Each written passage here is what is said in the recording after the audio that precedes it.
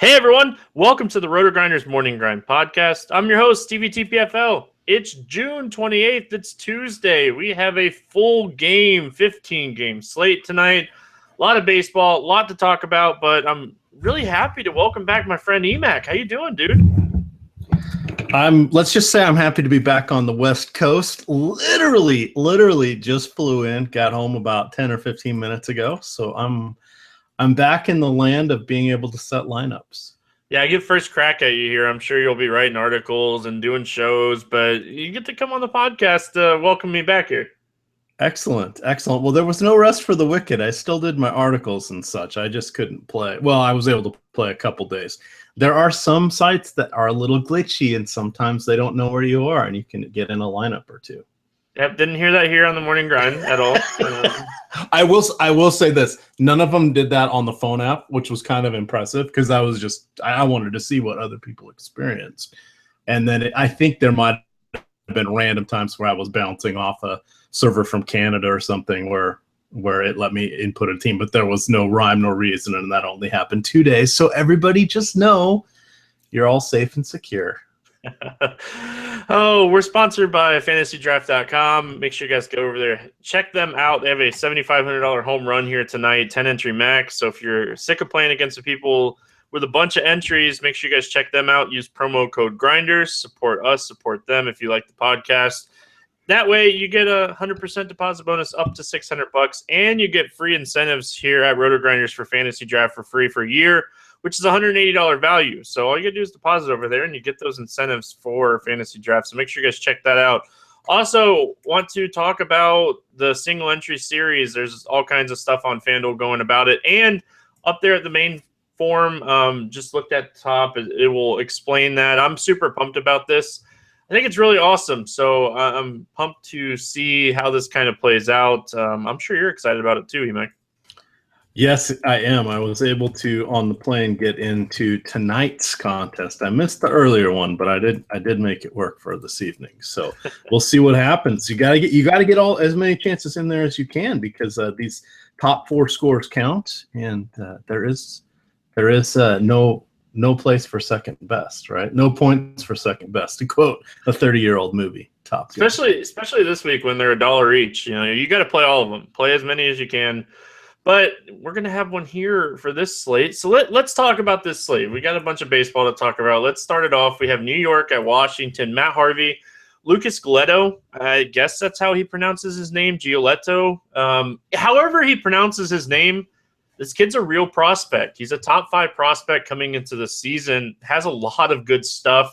A lot of scouts talk about how he's able to change eye levels and, just doesn't give up a lot of home runs. I think it was 1 home run in 70 innings in single A last year. I understand it's single A, but those are still impressive numbers. Yeah, and the interesting thing, they call him Little Gio or Gio Jr. is what they're calling him out here in the DC area. He was pretty smooth down there in Double-A. So I'm guessing this is probably one of those, hey, let's put him up, give him a start or two, and then they'll ship him back down before the All-Star break. This is all part of the not Max Scherzer, Steven Strasburg going on the DL is the impetus for this move. Yeah, the stuff that I had read was they're going to kind of monitor him from start to start, see how he performs. But I think you're right. Strasburg comes back. They really don't have a spot for him. He goes out and dominates. You're gonna bet that they're gonna find a spot for him. I actually like him here. He's not available on Fantasy Draft. I don't think he's available on DraftKings as well, but he is available on FanDuel. 7,200. I don't see a lot of people taking a shot on him, and I actually like him in this spot. I would definitely look to take a chance on him with the way the Mets are kind of weakened with Lucas Duda out. They sent Michael Conforto back down to the minors to work on some of the holes in his swing. They're just missing some key players. David Wright is still out. So there's a chance we see when these players come up, if they're reasonably priced, they get their first, maybe their second time through the lineup, and the major leaguers haven't seen them yet. There's not a lot of tape on them. They can kind of catch them by surprise. Sometimes it works. Sometimes it doesn't. Probably not for cash games, but I have no problems using him in a tournament. Yeah, it wouldn't. This guy, he was drafted really high.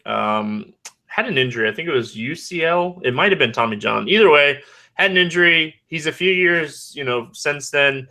I like him. Matt Harvey here against Washington, I have zero interest. After what I've seen Washington do to Syndergaard last night, tonight, whenever you're listening to the podcast, I have no interest in Harvey here.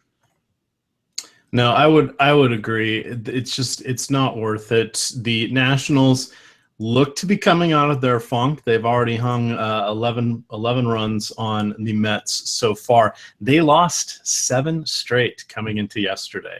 So their lead over the Mets for the AL East was down to 2, but I think they're kind of going to rally, make a little bit of a statement here. And you're right, we've seen Harvey look a little sketchy. I don't really want him going against David Murphy, Clint Robinson, Bryce Harper, etc. Yeah, in 2 starts this season against Washington, 1 at home, 1 on the road, Harvey's allowed 11 earned runs in 7.2 innings. So he struggled against the Nationals. They're warming up. I have no interest, but I do have some interest in the bats here. You mentioned Harper and Murphy. Harper's only 36 and Murphy's only 37 on FanDuel here. Yeah, those prices are going to be tough to pass by. I would say even in all formats. Harper's the reigning NL MVP, and we have Murphy, who has done well against his former team, and for the matter, on the season, he's hitting 350. So we got to like both of them. Yeah, I think Washington makes for a really sneaky stack. I don't know how I want to approach this with the Mets here. I don't really love any of the bats. If you want a one-off play, I guess Cespedes would always be that one-off guy. I think we could go with Cespedes. I wouldn't exactly hate Neil Walker, 3,400 on FanDuel, 84 a little spendy. All of them are kind of a little spendy for a fantasy draft. I wouldn't even take them as one-offs. I'd either run some sort of mini stack with Cespedes, Granderson, Walker, maybe Diaza if he's still up, or Matt Reynolds if he sneaks in the lineup, and just leave it at that. But one-offs I don't think are a good idea at that price point on fantasy draft. On FanDuel, yeah, it's probably the same story. Yeah, Cespedes is more than Harper, and yeah, that's all I'm going to say.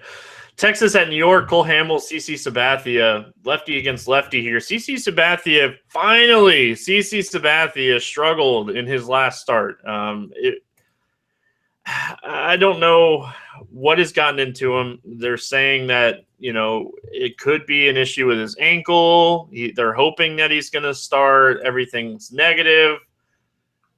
He's a 35-year-old lefty that has struggled over the last 3 years, and he's facing one of the best teams in the league on tonight's slate. I just have no interest in Sabathia here. Yeah, I can't.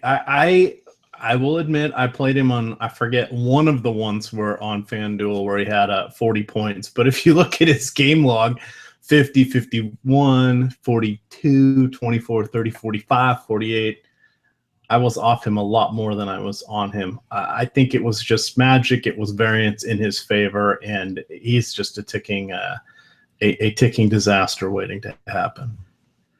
Now, Cole Hamels on the other side here.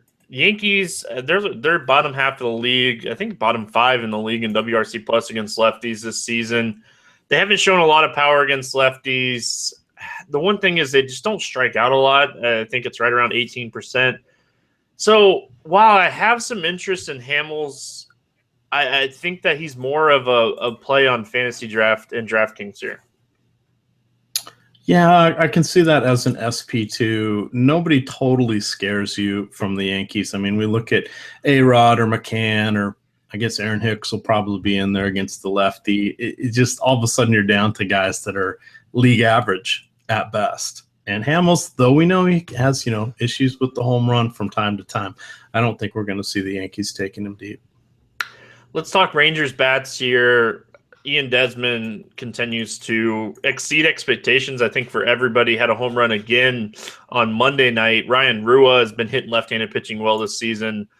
Anybody outside of those two that you're looking at here? I think age has finally caught up with Adrian Beltre. So I would say if he's cheap on a site and 3,300 on FanDuel, 7,600 on Fantasy Draft, It would not. I would not shame anybody if they went that route.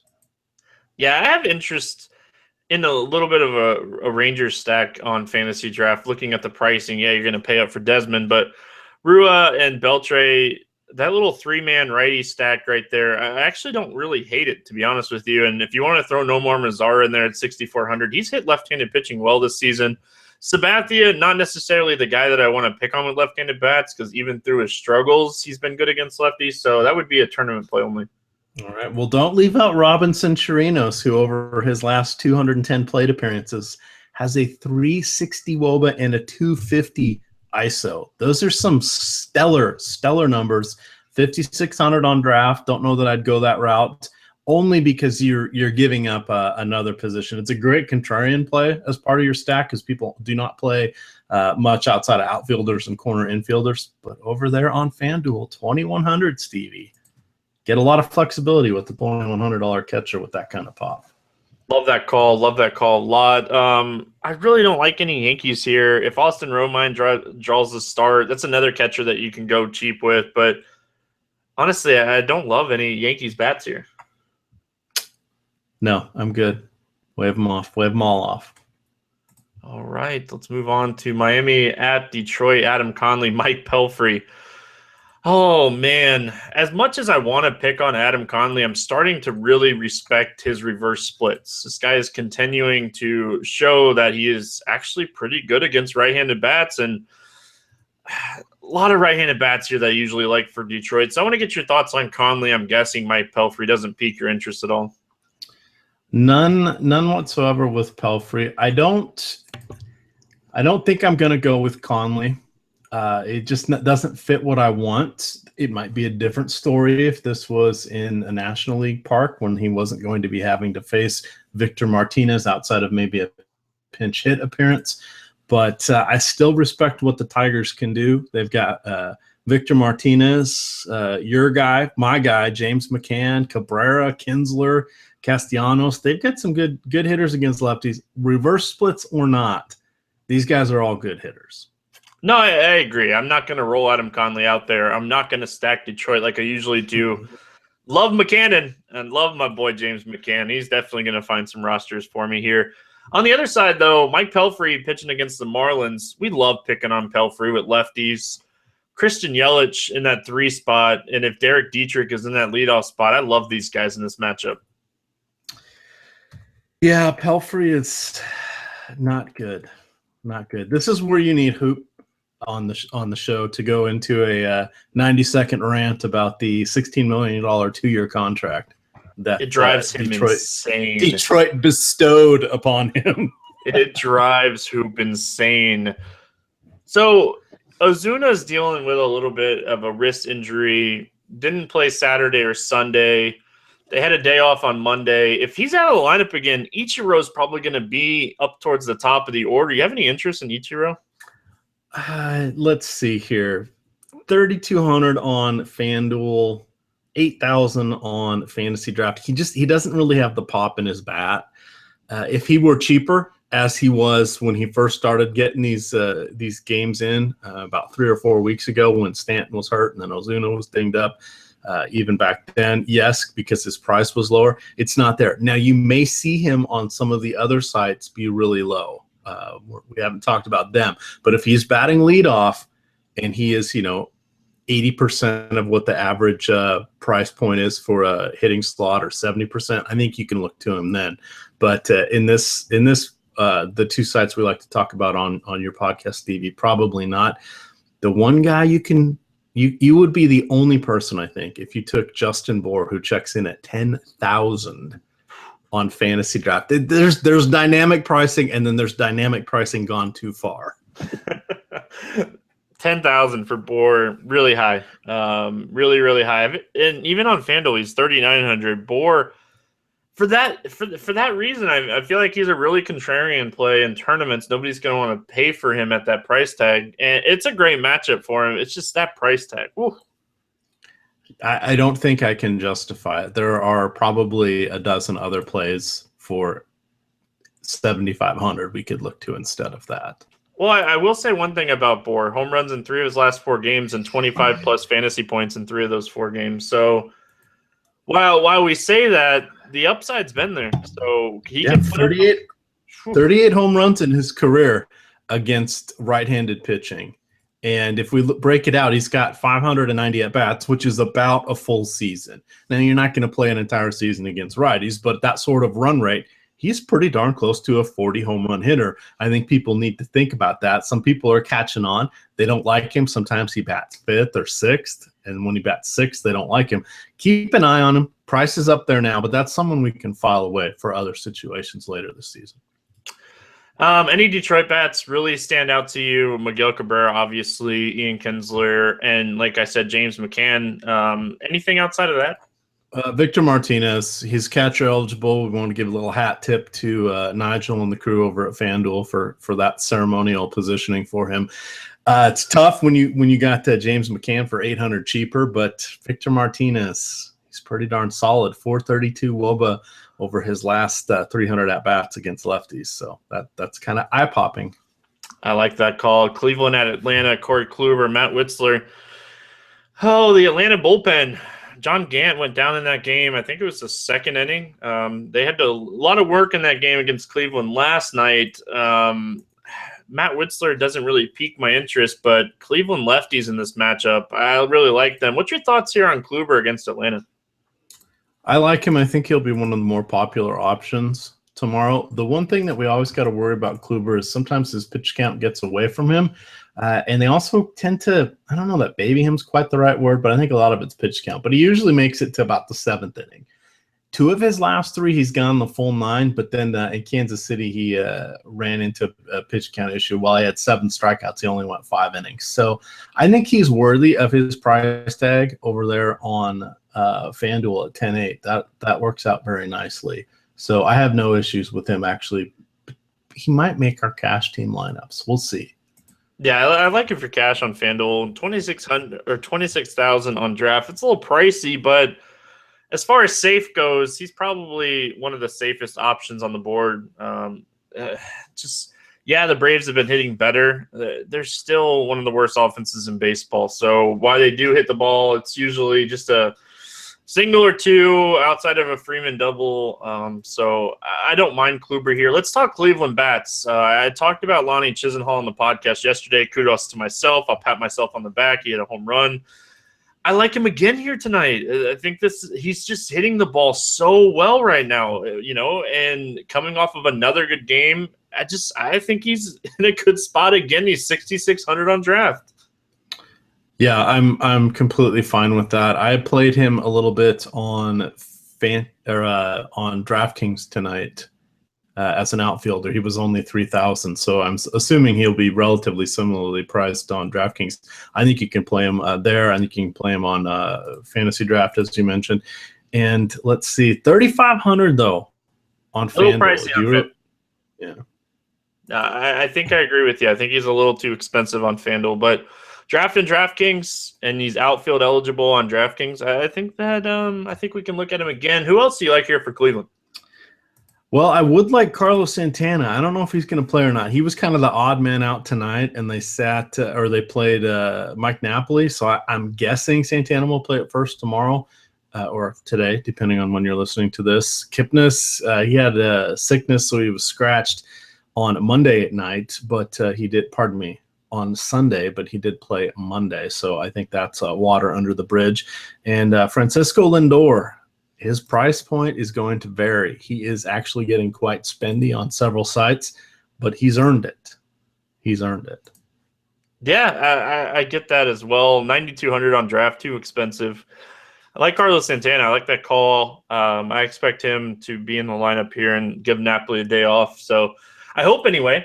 We can only hope here against Witzler, who he really struggles with lefties. 375 WOBA dating back to last year, 1.71 home run per 9 to lefties dating back to last year. Definitely want to target some left-handed bats here against him. Yeah, and those 3 guys that we mentioned, they all have in their last season and a half a 350 WOBA or better. So they're in the proverbial good spot. Chicago Cubs at Cincinnati. Man, did the Cincinnati Reds get to Jake Arrieta? Gonna have to look into Arrieta a little bit because that's 3 out of his last 4 starts, I think, or 5 starts that he's struggled. So, gonna look into him a little bit more before his next start. But we have John Lester, John Lamb, Chris Bryant. We have Chris Bryant. Chris Bryant put up a Kershaw type number in Monday night's game. He did. He did. But you know what John Lester means? Stolen bases. Stolen bases. What's your thoughts on Lester here? Do you think he's in play against the Reds?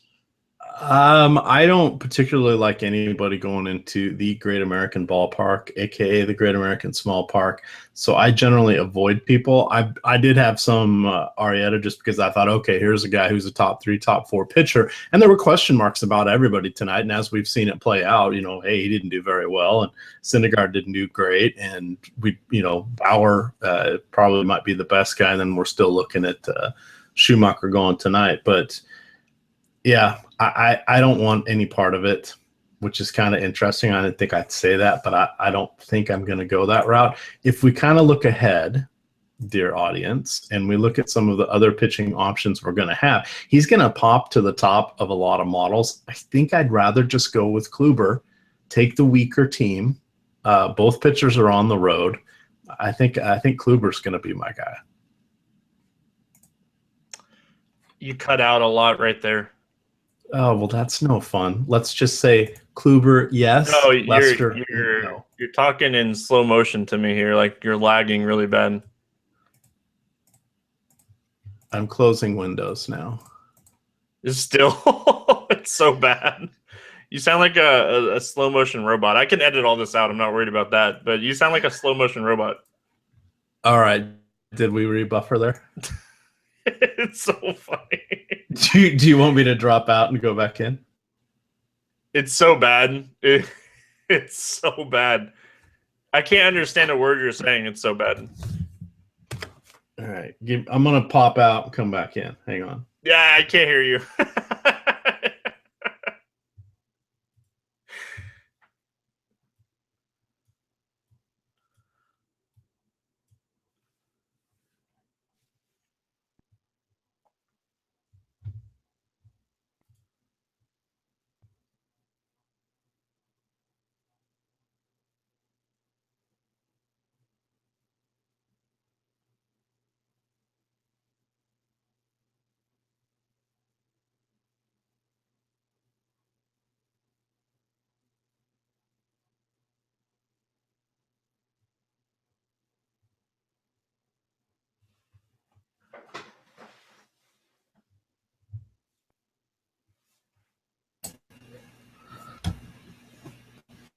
All right. Can you hear me now? It's still doing it. Oh, I've plugged into the router. So let me.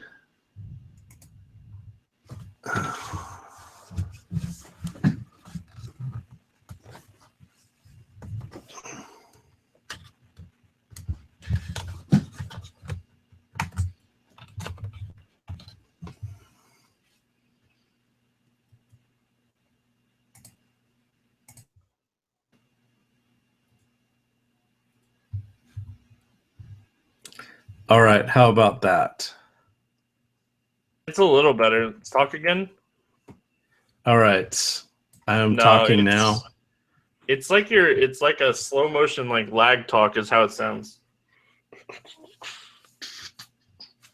I can't understand you.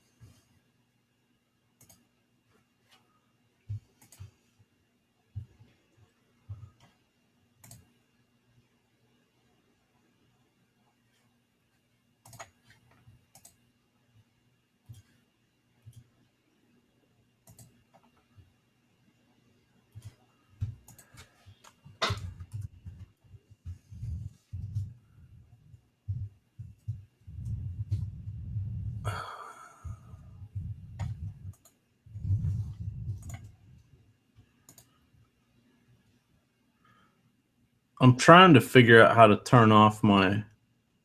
I still can't understand what you're saying.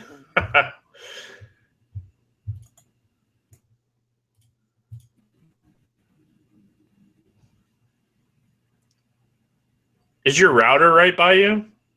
Yeah, I've plugged in the cord.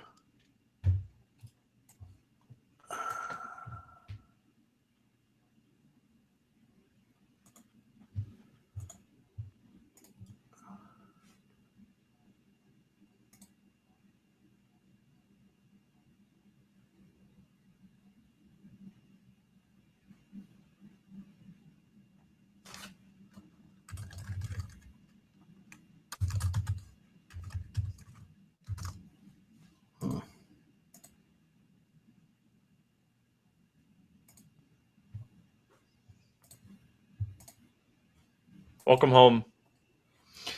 Yeah. How's that? Is it better now or You're same? talking to me and I can't. All right.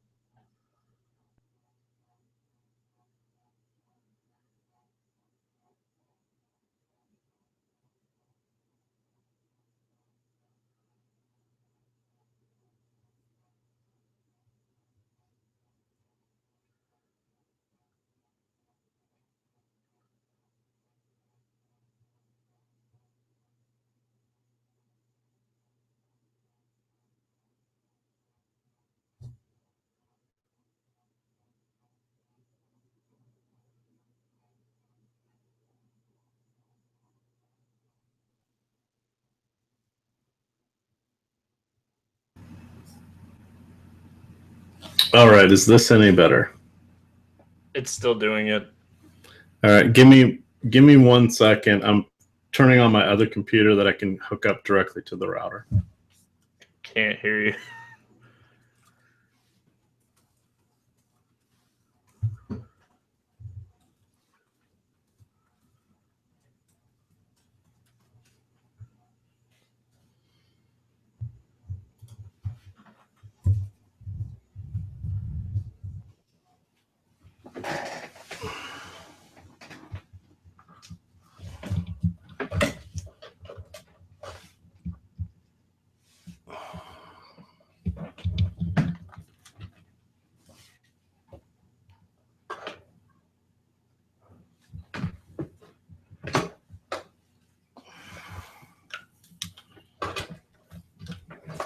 Oh. Brandon Barnes just hit one off the top of the wall.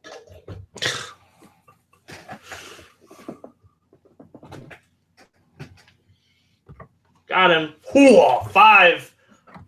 2 more, baby.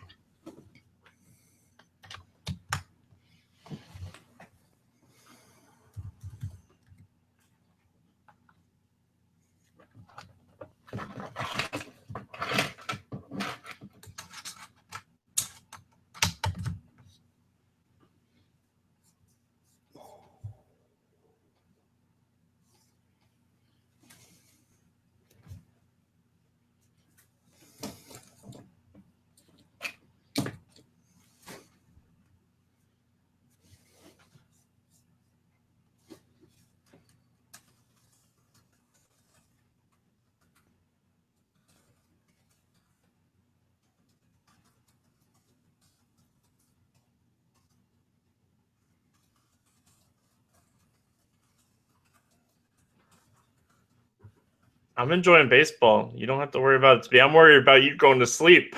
I'm not worried about me. Yeah, no problem.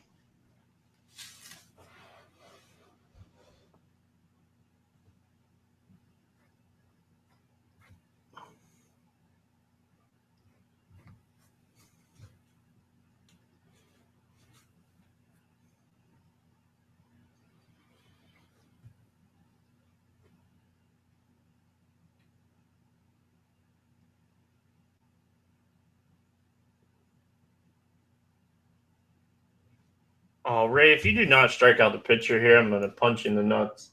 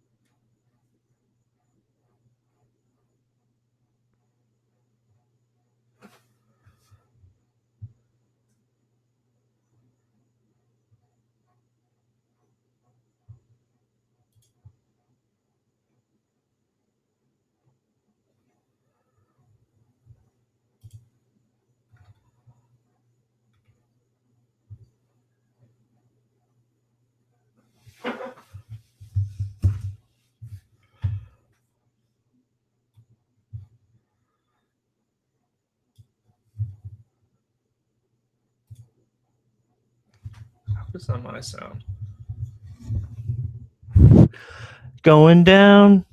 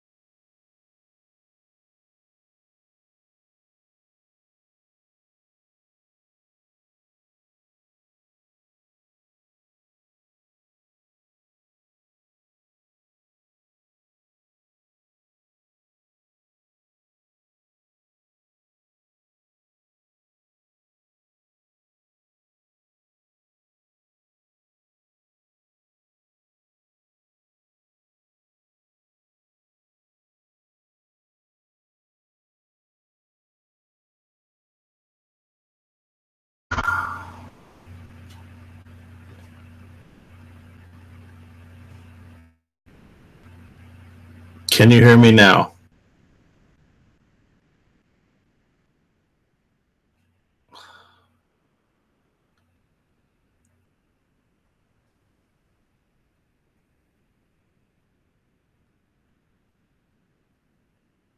So you can't hear me?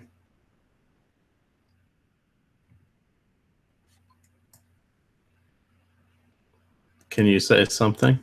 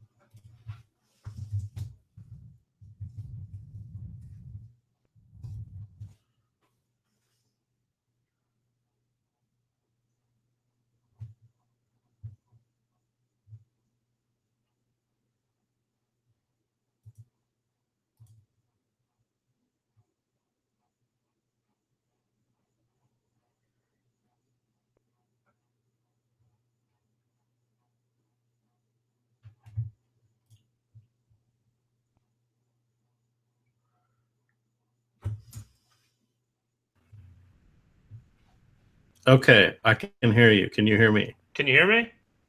Yes. All right. Whew. And you can hear me, right? Perfectly fine. Okay, I'm not going to do anything else with this computer. I'm going to pull up my notes on my other one, and we're going to do this. Sorry about that, man. No, don't be. This is the whole. My wife's like, you need a new computer. I'm like, no, none of the computers I have now work. I don't think a new one's going to help. Because the other one that wasn't working was my actual work one, which is frustrating. No idea why that happened. No, I'm getting closer and closer to that $100. That's all. Okay, that's all that matters to me. Sorry.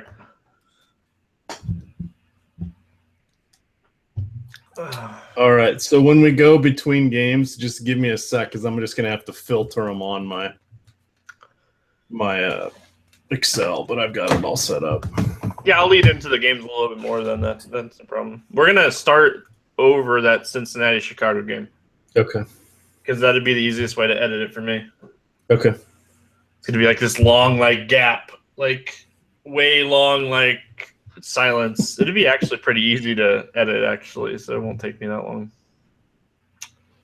All right, you ready? Yep. Next up, we got Chicago at Cincinnati. We have Jon Lester, John Lamb. What's your thoughts here on Jon Lester heading into Cincinnati? Makes me a little bit nervous just because of the ballpark, the Great American Small Park, as we like to call it. While there aren't as many hitters that we really should be afraid of from Cincinnati, they are pesky as heck. And as we saw tonight, they can be a little bit dangerous. Adam Duvall's probably their best righty, but Votto, 2 home runs, one off Arrieta, one off the bullpen. He can get it done. Bruce can get it done, although it will now be a lefty-lefty matchup for them. Just makes me nervous. I think he's in consideration, but we saw last year that Billy Hamilton, once he got on base, was running wild. And if that happens again, I think that gets in Lester's head and just causes some problems.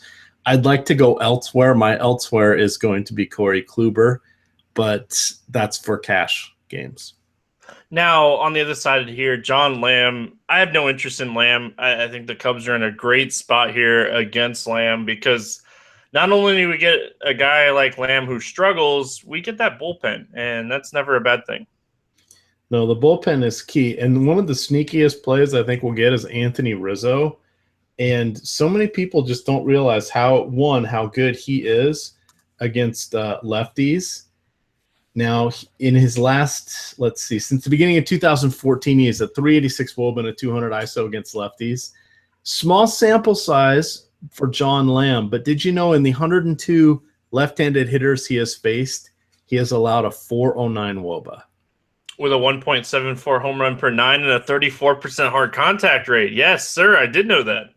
Yes, so this is all lining up for sneaky time for the Cubs, though I don't know you can say they're sneaky considering they're the number 2 offense in the league and they rocked in their last game. Yeah, that is true. Price tags, I feel like they're so expensive. You almost have to stack them instead of trying to play them as one-offs. I would totally agree with that. Chris Bryant, don't know that he's going to get 3 home runs again tonight, but goodness gracious, he is definitely someone to worry about. Javier Baez is going to be in the mix. We've got to worry about, I'm guessing David Ross might catch. Is he the one who catches Lester? Yeah, he's the one that usually catches Lester. Yeah, Zobrist is good against lefties. I mean, this is just coming right into their wheelhouse. The only person I'm not going to play is Jason Hayward. Now I've guaranteed he's going to hit a home run. Yeah, Chris Bryant, 81 fantasy points on Monday night. With that being said, he's in a good spot again, so you're not necessarily chasing. The ownership's going to be higher, though. I will say that his ownership's going to be higher than what it would have been if he didn't score 81 fantasy points, but a lot of people are going to see that 81 fantasy points. They're going to get really excited about it. They're going to see it on SportsCenter. They're going to see 3 home runs, 2 doubles, first time since 1917, I think is what I saw. they're going to get excited about it. He's in a good spot. I think he's a good play here. Definitely not a guy I'm going to fade, but there's other third basemen on this slate, and I'm not against looking elsewhere. Yeah, the funny thing is when you flip the script on Lester and we look at the Cincinnati hitters, there's nobody I really want.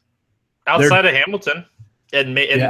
Outside of Hamilton, maybe you could talk about Duvall, maybe you could talk about Cozart, but they're not just jumping off the page like, I'm going to go get these guys. This is more of a contrarian stand or leverage play, I guess is what we're calling it now these days in daily fantasy sports. If you think a lot of people are going to be on the pitcher, you take a few of the key hitters on the other side, hope that they consolidate all the production and get to them. So Boston at Tampa, Chris Archer, Rick Porcello. Man, the Red Sox are really disappointing me right now. Had an excellent team on DraftKings last night with Robbie Ray and Gray and Cargo and some other pieces on that team that just if the Red Sox offense could do anything last night against Snell, I would have been in a good spot. But they didn't, and they faced a pitcher in Archer here who he has just not seemed like the Chris Archer we've gotten to know over the last couple of years. No, he still has that strikeout upside, but it comes with a lot more baggage. Yeah, 3 earned runs or more in 5 straight starts now. Yeah, and we were saying that Chicago's a good offense. Well, the Boston Red Sox are the number 1 offense, 5.7 runs per game. That's just crazy. Yeah, and, it's a ballpark downgrade here going to Tampa, but I just don't think I like Archer here in this matchup. I have some interest in Porcello, though, so I want to get your thoughts on him. Not against him. Part of the interesting thing that comes to mind is he's usually in contention for the win, but he hasn't gotten that many of them. I mean, he's got, one in his last seven starts has been a win. And when you've got an offense like that behind you and someone like him who's pitching relatively well, I mean, he's got a sub-4 ERA. He still does have 8 wins, but he ran off all those early in the season. I like him. I don't know that I want to play him. I love taking right-handed pitching against the Rays. They strike out 25% of the time. It's a really right-handed heavy lineup. Man, Porcello, he really piques my interest on DraftKings and Fantasy Draft and even FanDuel at 8,400. He piques my interest. I'm not saying that I'm all for him, but he definitely a guy that I will have some exposure to. Red Sox offense here against Archer. We talked about it. Archer is struggling over his last 5 starts. Is this a spot that we might just kind of stack these guys up? Yeah, I have no problem with that. Ortiz for sure, probably Betts. Travis Shaw, maybe he keeps batting 8th, which is not a happy place. Those would be the ones I'd look at. Maybe Jackie Bradley Jr., the usual suspects. Keep paying attention to this Bryce Brent's kid. He's a good hitter. So keep paying attention to him. 2K salary on FanDuel, just saying. Looking at Tampa here, I'm not going to go out of my way to really pick on Porcello outside of maybe like Longoria, even Logan Morrison. And throw in Dickerson and Brad Miller. Those are the guys that you want to look to when Tampa's facing a righty. They just roll lefties. Righties is a different story. Let's move on. Yeah, one of the best teams in baseball against left-handed pitching. Minnesota taking on the Chicago White Sox. Jose Quintana against Kyle Gibson. Oh, man, Kyle Gibson. He's not that good at baseball. Jose Quintana, though, the Twins have been a team this season. They started to warm up, but I still just can't get behind the Twins. They striking out 24.4% of the time against lefties this season. The numbers are way down compared to last season. So is this a spot that you might just look at Jose Quintana as kind of a safe option here? I don't know that I'd go so far as to say safe, but Okay. I think it's someone that we want to look at.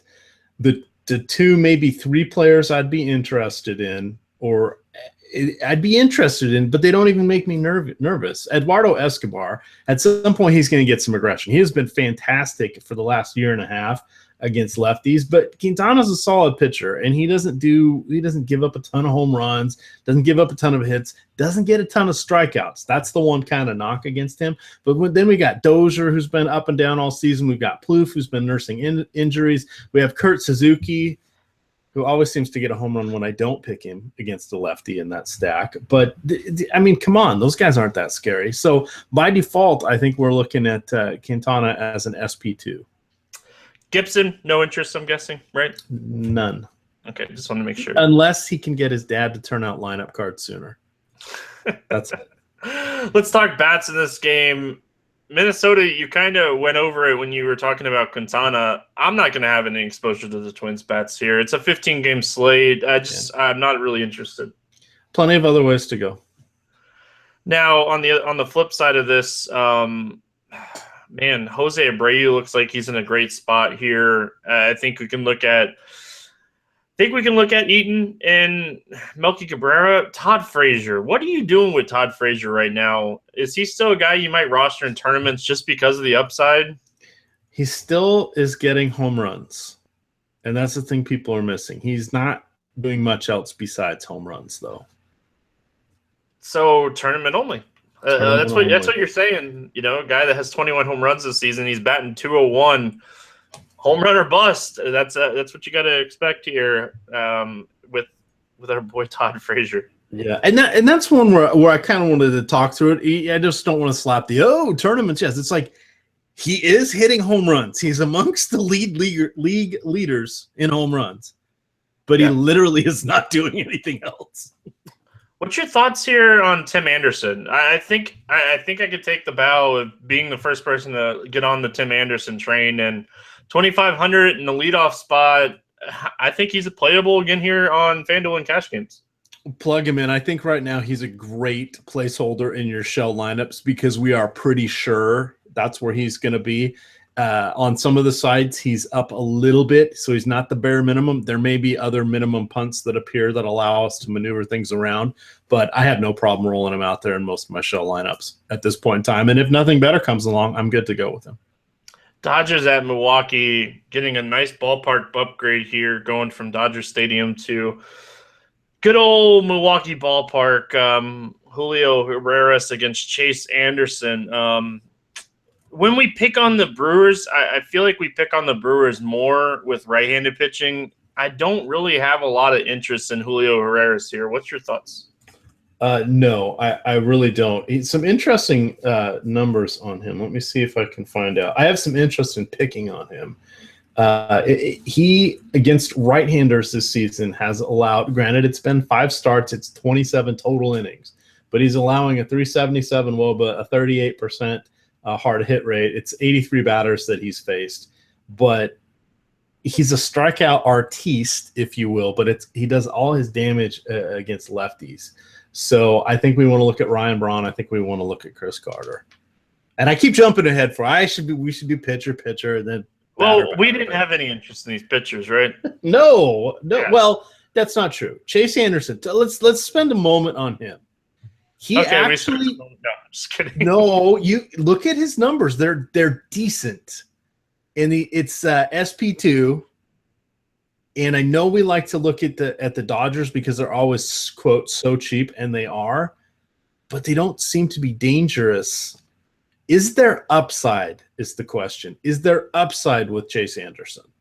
I don't think so. 19% strikeout rate this season. He's more of a fly ball pitcher. He's allowing a 36% hard contact.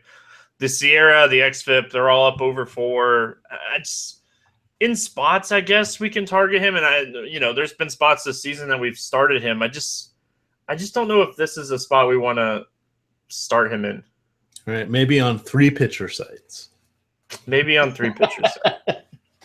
Because even Chase Anderson in his last start, he got hit pretty hard by these Dodgers at Dodger Stadium. 7 earned runs, 6 hits, and 2 1/3 inning. Yeah, and when we look at the game log, though, it's steady. It's steady, rather than outright dismissing him. But okay, we'll wait for another time. Maybe against the Padres. You talked about the Milwaukee Bats a little bit. Braun Carter. Love Ryan Braun here. I think he's an excellent tournament play. His price makes him a little pricey for cash games, and we do have a Coors Field game. I still think he's an excellent tournament play here. Completely agree. No issues with that. All right. Villar, another guy that we can look at in Milwaukee. I'm okay with Villar.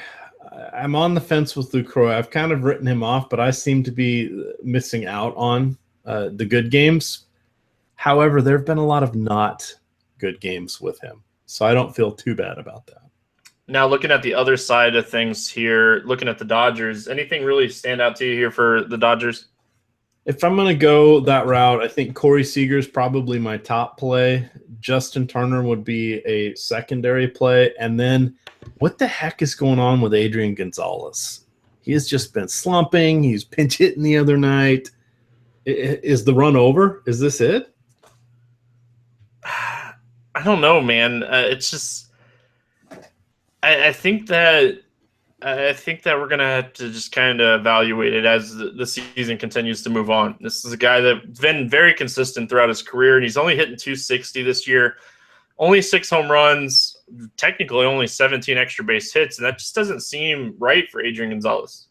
No, and I keep waiting for him to turn it around, and the price just gets better and better. It's $3,000 on FanDuel. It's $6,800 on Fantasy Draft, but I will say I think I like Chase Anderson enough that I'm not really looking at these guys. I definitely think you can roll out a Dodgers stack here. Justin Turner, he had a hamstring injury. If he plays, I think he's in an excellent spot. I really do like the Dodgers as a stack here. It's a ballpark upgrade. They're on the road. Milwaukee bullpen doesn't really scare me. All right, we're going to diverge on this one, but that's okay because it's a 15-game slate. That's right. St. Louis at Kansas City taking on the Royals. Yolardo Ventura getting back from suspension here to make his first start against the Redbirds, the St. Louis Cardinals. Michael Wacha here. Wacha, the regression is hitting good old Michael Wacha. Any thoughts on these two pitchers here? Well, Ventura is someone you want to pick on. He gets cute. He tries to strike everybody out. He burns through his pitches. He's oftentimes lucky to make it through the 5th inning. The Cardinals are definitely a team that you don't want to mess around with. They are, I believe they're the 3rd highest scoring team on a per-game average this season. I don't want anything to do with the pitchers. That's definitely fair. I don't love the pitchers here either. Bats in this game, it's a weird game. It's at Kansas City. It's a weird game. So let's talk St. Louis Bats first. Anything really pique your interest? Yeah, so here's where we're going to counter your love for the Dodgers. I'm going to go with the Redbirds here because I like Diaz. They found him a spot in the order. He's got 200 plate appearances against righties. He's got nearly a 400 WOBA, 230 ISO. Those are fantastic numbers. Matt Carpenter does very, very well. Hit 2 home runs on Sunday. I think he's got 13 or 14 on the year now. He's just in beast mode. Matt Adams would be a key player. He did not play on Monday. I'm not entirely sure what happened. He would be the key guy, and then Holiday. So I think we got those 4 guys. You could actually, Brandon Moss also. He does very well against righties. Those would be the guys I would look to. They get the DH, which is a very important thing because they're going to need it to fit all those guys in the lineup. I will say one thing about Diaz. In the 9th inning, while you were on your plane, he fouled a ball off his face. So, ooh, well, that's more than fouling it off your foot. That's not good then. Yeah, it's painful. So we'll see. I'm not against a Cardinal stack here. I hate picking on Kansas City because they have such a good bullpen. Yes, perhaps I'm hoping that both Diaz and Matt Adams get in the lineup. So suddenly planting my flag, it's starting to tip over. Now looking at the Kansas City team here, I want to pick on Wacha. I really do. I think it's going to be with Hosmer, maybe Whit Merrifield, maybe even Salvador Perez. I want to pick on him because he has not been as good as his name, and I love picking on these type of pitchers. I'm good with that. The Kansas City Bats, they're not exciting me. I wish Moustakas was there. I wish Alex Gordon was there. That would help them. But that's what everybody else is going to say. And if you want to pick on Waka and you want, Kansas City can still nickel and dime you for 11 runs. You got to go with the full stack, though, right? You can't just try to pick players with Kansas City, can you? I just don't know if I want to stack Kansas City on a 15-game slate where it's not, 95 degrees like it was last week when we were talking about them. Well, this kind of would be the differentiation play where everybody kind of forgets about them. Sort of like if the Tampa Bay Rays have not played a lefty for a while, and all of a sudden you can get most of them at between 7 and 11%. You can do that with Kansas City. So I throw that out. I'm trying to channel my inner Siege. It's not working very well. Oh, Siege. Hope he's enjoying some poker out there in Vegas. Toronto at Colorado. Oh, man. Toronto at Colorado. J-Happ, Eddie Butler. J-Happ, really decent this season. He really hasn't, struggled too much. He's, has that 3.42 ERA, but the Sierra expects some regression. He does have a high hard contact rate. The swinging strike rate is low. The K rate is low. It's Coors Field. This is a spot where we don't want either one of these pitchers. Yes, we don't need to talk about them anymore. All right, let's talk bats here. Everybody. Pretty much everybody. Is Story, I almost did it. What's the deal with Story? It's a finger issue. He got hit in the hand, so I'm sure it's going to be sore for a couple of days. So I don't know if he'll be in there. DJ LeMahieu is dealing with a knee injury. And with those guys out, we had Descalzo and Adams, or I don't even know how they pronounce his name. I'm just going to continue to call him Christian Adams. I think if I vaguely remember, I think it was Derek Carty was saying it's Ademes. Whatever. We're calling him Adams for now. That works. I'm all for the Adams. We're backing it up by playing him. So see, we're not mad. We're not making fun of him. We want him on our rosters. That's right. 4,200. Brandon Barnes had a rare start. If he's in there, he's only 4K on draft. Those guys I'd look at. Anybody that you can get cheap in this game. Ryan Rayburn, possibly getting the start here, 7,200.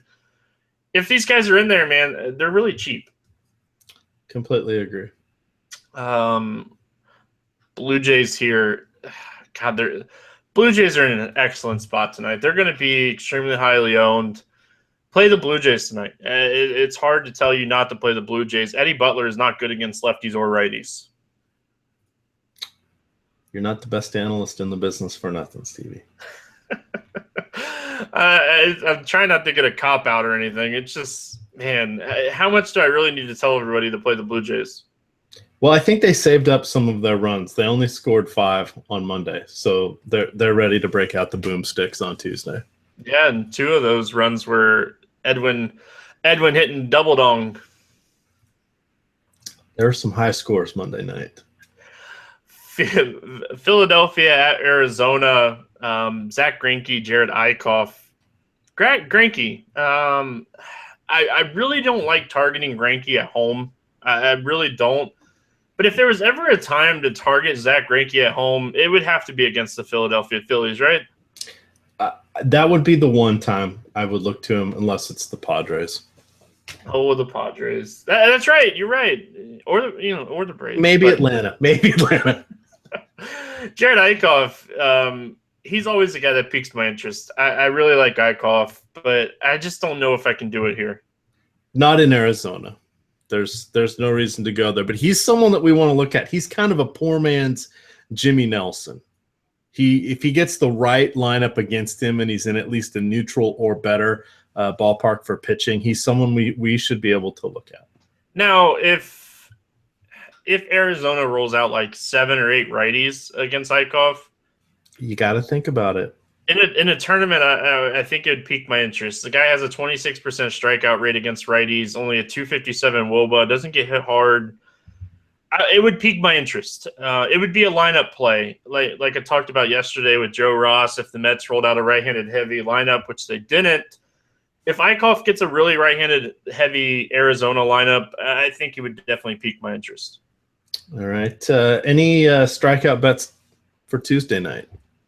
No, I just need one more. He's at 89 pitches. One more. Go back out for the 7th and give me one more strikeout, Robbie Ray. All right. That's a secret message to our pal, a contributor to Roto Grinders who also drives NASCAR race cars. That's right. Let's talk bats in this game. I really don't have any interest in the Philly bats here. No, wave them all off. Do have some interest in Jake Lamb. Lamb is in an excellent spot here against Jared Eichhoff, where he's really good against righties. He struggles against lefties. 333 WOBA, 31% hard contact rate. He's more of a ground ball pitcher, but he still gives up a decent amount of fly balls. Is Ricky Weeks still around? Yeah, he started. He batted 5th in that game against Velasquez. I was not on Velasquez at all, and that lineup came out for Arizona tonight, and I actually put him in some lineups. Yeah, there's really nobody jumping off the page, unfortunately. It's really Lamb for me. Lamb, maybe Tomas if he's not batting 8th. Yeah, because I don't really want to waste a spot on Castillo, although it's a relatively nice price, but he'll be batting 6th or 7th because it's righty-righty. Goslin, no, he's not going to get big at spot. The Brandon Drury experiment's kind of over. So, yeah, there we go, Jake Lamb. Moving on to the next game here, Houston at Los Angeles taking on the Angels. Tim Lincecum against Scott Feldman. Feldman making his I don't think he started a game this year, right? I think he's only pitched out of the bullpen, but McCullers is dealing with a blister, and we're going to see Feldman get the start here. Oh, my.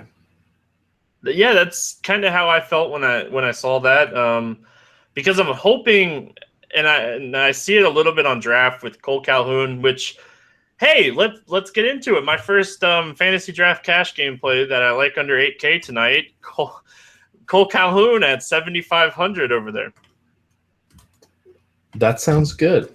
I got nothing to add. I'm trying to look here and see what the deal is with Feldman. It looks like he went 0-2 as a starter. Did he start earlier this season? Yeah. Okay. Just reading a blurb. That's not digging into his stat line. But 0-2 as a starter with the 4.6 ERA, much better as a reliever. Yeah, well, he's not going to get to pitch in relief here. I have no interest in Tim Lincecum. I'm guessing you don't either. No, sorry, buddy. Former University of Washington star, my alma mater. Can't do it. It was a nice comeback. It looked okay, but unfortunately the problem is all his pitches are about a 4-mile-an-hour difference.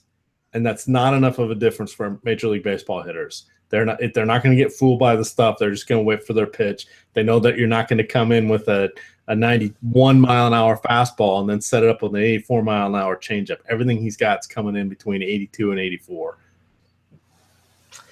Talk bats. I kind of started with the Angels already. Like Cole Calhoun, Mike Trout, another home run on Monday night.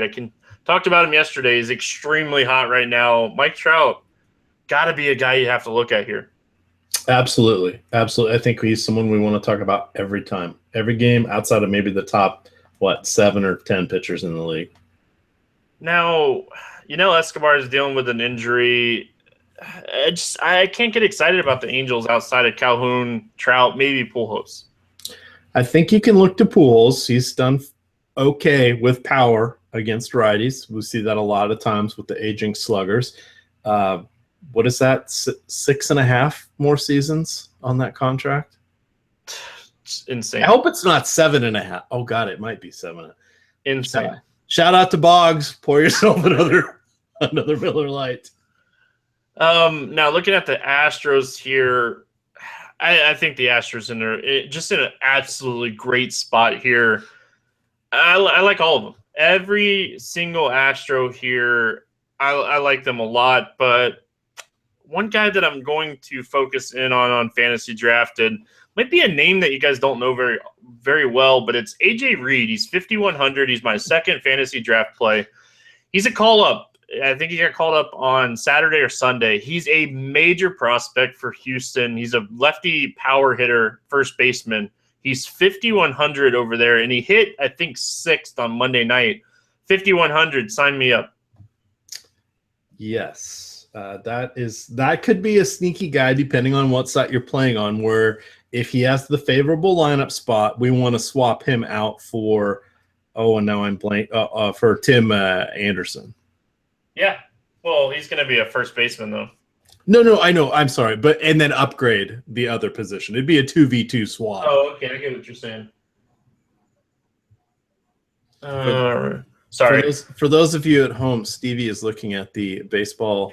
Is that the baseball almanac or prospectus? I can't quite see it. Prospectus. I wanted to read what I read about this guy earlier today, but I can't pull it up. No, best. Here's what they say: best first base prospect in the minor leagues. That's lofty praise. That's a lot of praise. A lot of boppers that hang out at first base in the minors. So just wanted to throw that out there. He's my second fantasy draft play. They didn't call him up to sit him. That's all I'm gonna say. And they get the DH here. I just almost guarantee that he's gonna be in there. Not gonna guarantee it, but almost. Did you see that they batted Gaddis 8th at the DH and Castro 9th at catcher tonight? That's so ugly. Oh, not good. I like a lot of the Astro bats. One of my favorite stacks here tonight. Is Colby Rasmus gonna? I mean, he crashed back to earth after just a glorious 21-day run at the beginning of the season. Can we start looking at him again? I don't see why not. He had a good weekend. I think Friday he had a 4-hit game. Yeah, I think Rasmus is definitely in play. Oh, EMAC, Baltimore at San Diego. I just want to say to you, my friend, happy Eric Johnson Day. I don't know how many more of these we're going to have, so we have to really cherish these moments with Eric Johnson.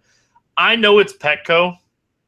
I do know it's Petco, but the Baltimore Orioles are my favorite non-core stack on the slate. Yeah, I did you know that in a full quarter of their games this season they have scored at least 7 runs? That is 1 out of 4 games. People do not stack them enough. Our buddy Bill DeVault back there on behind the scenes moderator does some articles from time to time. Finished 3rd in the the $3 one on FanDuel. 3rd for $4,000 off $3, courtesy of the Orioles. They should not be overlooked. Yes. Man, Eric Johnson's so bad at baseball. I really don't understand how Eric Johnson is still in baseball. He gave up 6 earned runs, 9 hits, 4 innings against Baltimore at Baltimore the other night. Go right back to the well. This guy's given up at least 2 home runs in every start this season. Baltimore's just in an excellent spot here. And for that reason, Ubaldo Jimenez, he might be a good play. Am I crazy?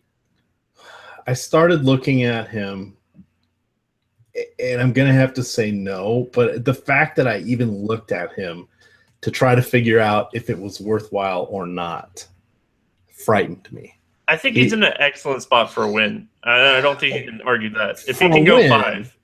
Okay, well, but how many points is that, and which site do you want to play that on? I actually like him on FanDuel. I know I'm crazy. I really know that. But at 6,600 on FanDuel, he put up 45 against San Diego on the 22nd. I'll take 45 fantasy points at a 6,600. And this is in Petco. That was at Baltimore. Valid points and counterpoints. I am listening.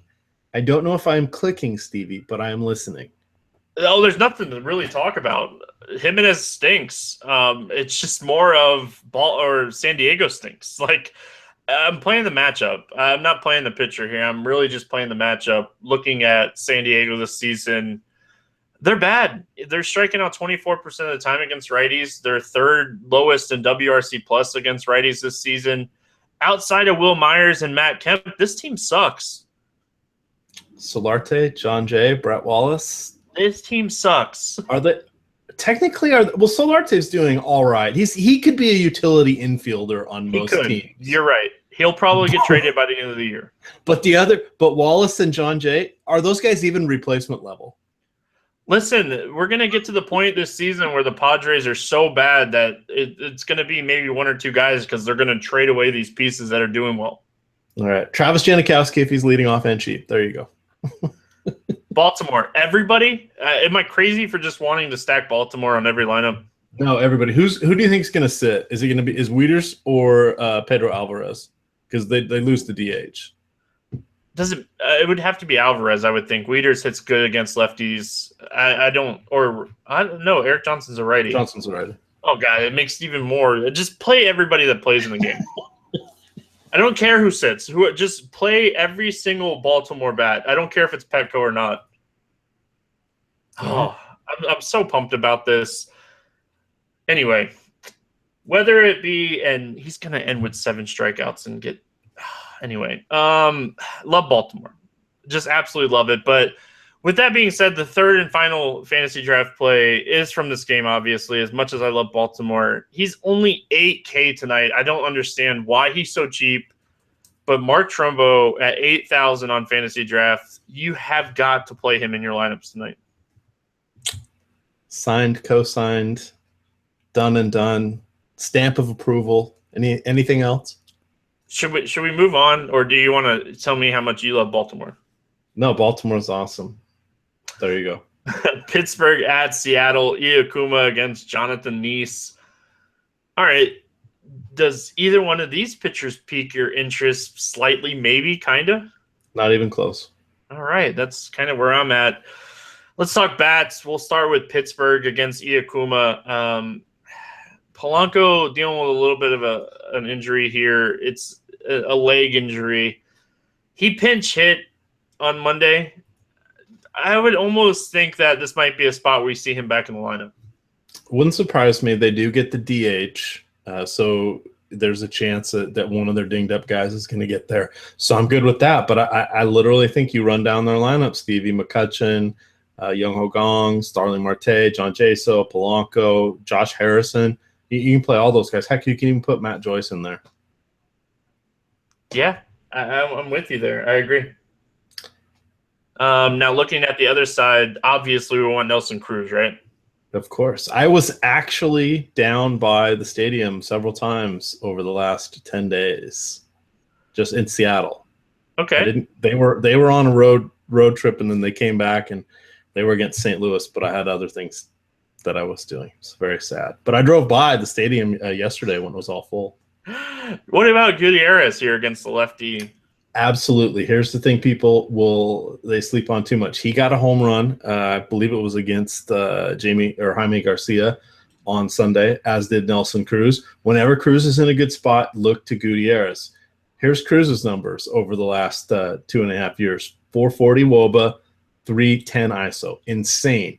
Now, for a 30% discount, 20% discount, depending on the site, you can get Gutierrez 410 WOBA, 290 ISO. Those are some good stats. Get them both in your lineups. Yeah, I definitely agree with you there. One other righty that I like here is Dae-Ho Lee. Just continues to hit left-handed pitching. Love this guy against Neese here. Wait, you mean 6 home runs in his first 79 at bats against lefties has you fired up? That if I'm doing the math correctly, I think that that's pretty good numbers. Yeah, it is very good numbers. And let's not forget Chris Iannetta, though he's getting priced up a little bit. He does have 13 home runs in his last 260 at bats against lefties. That's once every 20. That's not a bad rate for a catcher. However, he's not as cheap as we normally would like, but you can get him for $2,700 on FanDuel. That's not a bad way to go. Late game. He's your late game catcher. I do agree with that. Oakland at San Francisco. Last game of the night. Albert Suarez against Kendall Graveman. Another game I just really don't have any interest in pitchers. Both these teams, they're not amazing teams, especially with all the injuries for San Francisco, but they just don't strike out. Like, their strikeout rates this season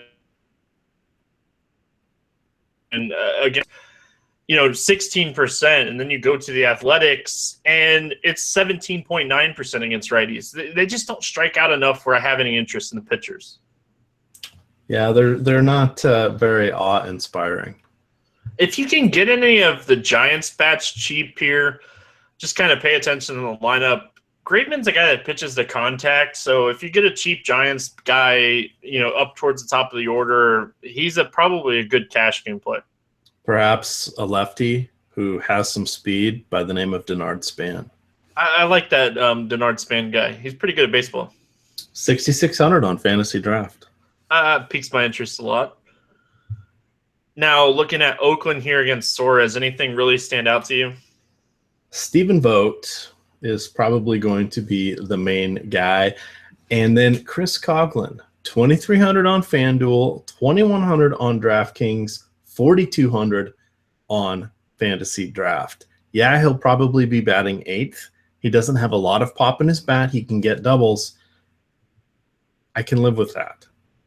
One tournament play that I like here is Josh Reddick. I know he struggled in his rehab assignment, but you almost have to think that he's going to be pumped to get back into the lineup here for the Athletics. It was a thumb injury for him, correct? Or he hurt himself stealing a base, yeah. Yeah.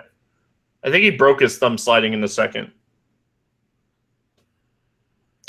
Not good. All right, that's going to wrap it up. Let's play some Home Run Derby, Mac. This is my favorite part. Eric Crane, he crushed me on Monday night. So I'll let you lead it off here, but no Coors Field. Oh, goodness. I am going to go with Nelson Cruz. Nelson Cruz. I like that. I'm going to go Bryce Harper. Okay. I'm going to stay with the Mariners, and I'm going to go with Gutierrez. All right. I like it. You're thinking 2 home runs here for the Mariners. We saw them do it, so it's not like they can't. They just did that on Sunday. Fair enough. I'm actually going to steal your pick here. I'm going to go Anthony Rizzo, lefty-lefty matchup. That's fine. I'm looking for someone. You know what? David Ortiz. If you're going to take Rizzo, then I'm taking Ortiz. Boom! There it is. The text message came out. It's the secret text message for everybody listening in the audience. It's all about Stevie's guests tromping over him, wiping their muddy feet on the carpet, and taking his favorite player, David Ortiz, in his swan song season. That is right. And I'm actually not getting down to Tampa for this game or this series. It kind of stinks. But my last guy is going to be the wild boar, Justin Bour. Nobody's going to play him at his price tag, and he's a boomer bust home run play for me here. Yeah, I think he is phenomenal. As mentioned, it's just that price is keeping me away. All right, that's going to do that. All right, let's do one last thing before we get out of here. If you had to pick a pitcher to pick up a win, doesn't have to be the most fantasy points, not named Lester, Kluber, Greinke, or Hamels, who would you take here? Jose Quintana. I like that call. I like that call a lot. I'm going to go really crazy here. You're going to go Eichhoff, aren't you? No, I'm not going to go Eichhoff. Okay. I'll let you have another guess. You want to try again? I don't think I'll get it. I'm going to go with the rookie, Lucas Giolito or Giolito, whatever his name is. I like his chances for a win here. Okay, we'll call him Little Gio. Little Gio works for me. I like that. So, any final thoughts before we get out of here, Emac? No, but do remember that the single entry contests are happening all week on FanDuel. It is at a $1 price point tomorrow. It's a $21,000 prize pool with just over 24,000 entries by the time we get done looking at the rake there. And that is a fun way to go. Tonight, let's see, I think there were I want to say there were like 28,000 spots, and they filled up 24,000. That's not bad. 24,000 individual gamers joined tonight. Very cool. Really solid. So also don't forget to head on over to our sponsor site, Fantasy Draft. They have a $7,500 home run here tonight. Make sure you guys check that out. Only a 10 entry max. check them out. Use promo code Grinders, and that way you're supporting the podcast that you guys love every day, Monday through Friday. And also, just want to keep reminding you guys, special Grinders Live this Saturday, 10:30 a.m. Eastern. We're going to have a Roto Grinders Live NASCAR show with myself and Roto Doc. So make sure you guys check that out. Even if you can't get up at 10:30, check that out on demand. It's going to be some excellent information, and we're going to help you guys win some money over there this weekend. For EMAC, I'm Stevie. Good luck in your contest tonight, guys, and we'll see you again tomorrow.